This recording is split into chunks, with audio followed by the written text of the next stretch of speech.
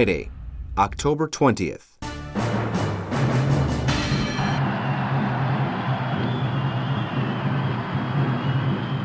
The first ethnic Germans from Estonia arrive in the city of Danzig. What Hitler has called the occupation of the pure German provinces has begun.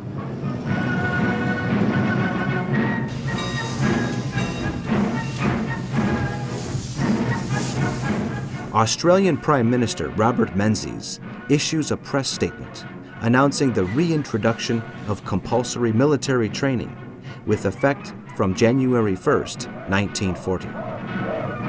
10 years previously, the Australian government abolished compulsory military service. The new regulations apply to unmarried men over 20.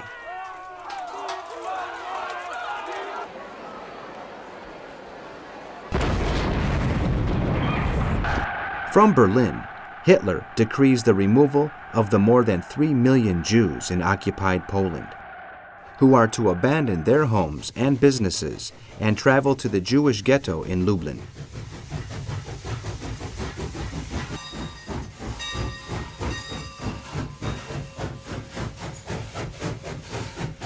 At the same time, he tells the Kriegsmarine that ships flying the colors of neutral countries and sailing in Allied convoys are to be considered enemy ships and attacked without warning.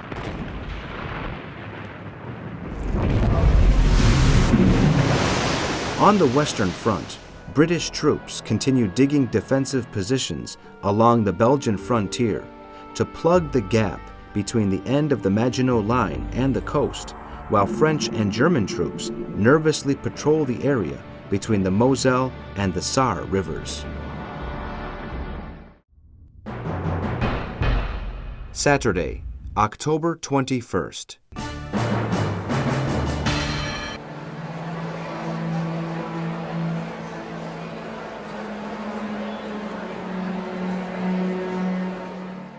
French and German artillery exchange fire on the Western Front under heavy rain as the phony war in the West continues. French Commander-in-Chief General Maurice Gamelin rules out offensive operations against Germany at this stage, ordering his men to retreat to the Maginot Line if they are attacked by German forces in strength. Gamelin, who favors fighting a defensive war, prefers to wait until the French and British have built up their forces before considering any major attack on German positions. General Karl von Rundstedt presents the Armed Forces High Command, OKW, with the new plan for Case Yellow, Fall Gelb, drawn up by the head of the General Staff, Lieutenant General Erich von Manstein.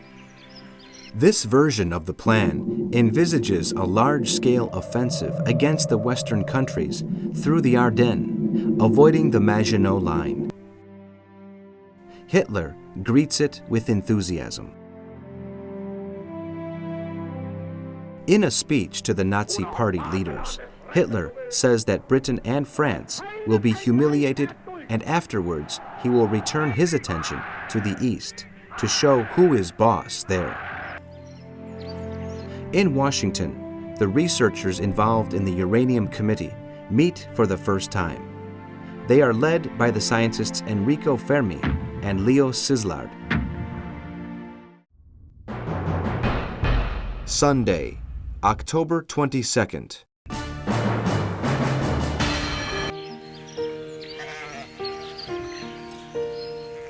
A policy of Stalinization is underway in the areas under Soviet occupation. Arrests of political opponents, deportations, and the confiscation of property, mirroring the Nazi policy being carried out to Germanize the parts of Western Poland incorporated into the Reich.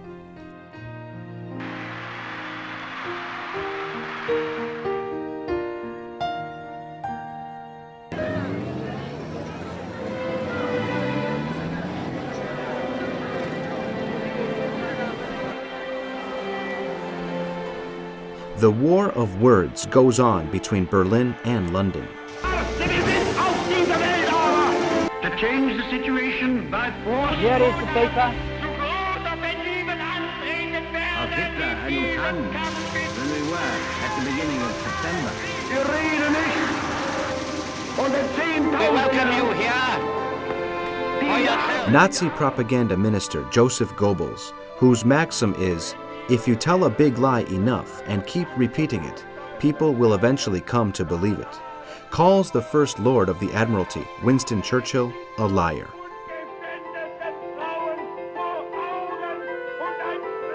Churchill has said on more than one occasion that wherever the Nazi regime of terror might be, Britain would crush it. We feel towards you. In India, the Congress Party, the democratic socialist group that leads the movement for independence, declares it will not support the British Empire in the war.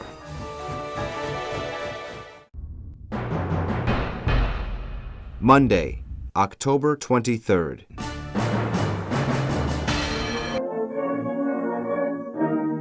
War between Finland and the Soviet Union looks increasingly likely. Stalin, like Hitler, intends to take advantage of the chaotic situation in Europe to achieve his territorial ambitions. But the Finnish government, with the support of the people, is not prepared to give up its sovereignty. Nevertheless, a new round of talks gets underway between representatives of the two countries in Moscow to try to avoid war. President Roosevelt has made a plea for peace in the region. A convoy carrying iron to Britain sets sail from the port of Narvik in Norway. Royal Navy destroyers and battleships escort the merchantmen, which are due to arrive in Britain by the end of the month.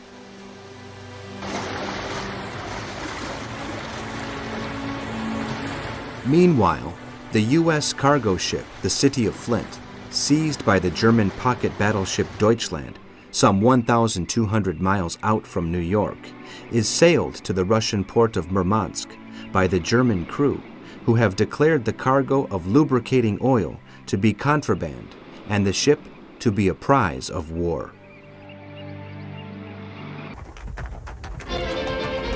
On the Western Front, the area to the west of the Saar River is the scene of more skirmishing between German and French forces, without either side making any decisive move to try to break the stalemate.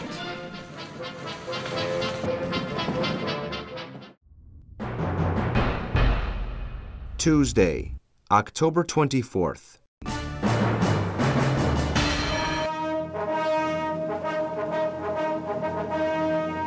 As the phony war drags on in the West, British newspapers report on how London's social life has been disrupted by the blackout, with cinemas and theaters closing after 6 o'clock, and sales of wireless sets and gramophones booming as families stay at home. To avert or arrest aggression. There is no room for bargaining or compromise.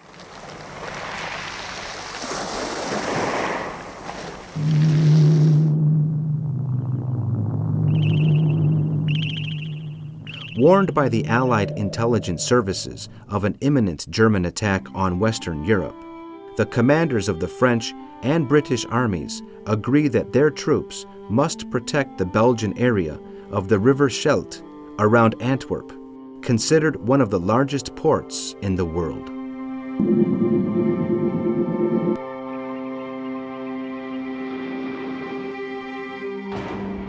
In London, representatives of the Polish government in exile tell the British executive that all their armed forces personnel that manage to reach France and Britain will join as the armies of the Franco-Belgian border as Polish units. Poland's gold reserves, valued at around £15 million sterling, arrive in Paris for safekeeping, having been transported through Romania and Syria. The Polish government in exile intends to use it to finance the struggle against the Third Reich.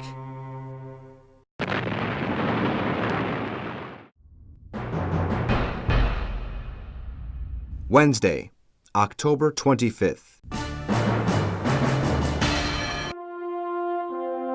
Hitler meets with the Army High Command in the Reich Chancellery to analyze the new version of Case Yellow, Fall Gelb, presented by von Manstein. The main objective is to conquer of France through Belgium and reach the coasts of the English Channel, from where Britain can be attacked more easily. General Gerd von Rundstedt is appointed commander of German forces that will be involved in the invasion of Western Europe. In German-occupied Poland, the governor Hans Frank orders that all male Jews between 14 and 60 are to be subject to forced labor in the service of the Nazis.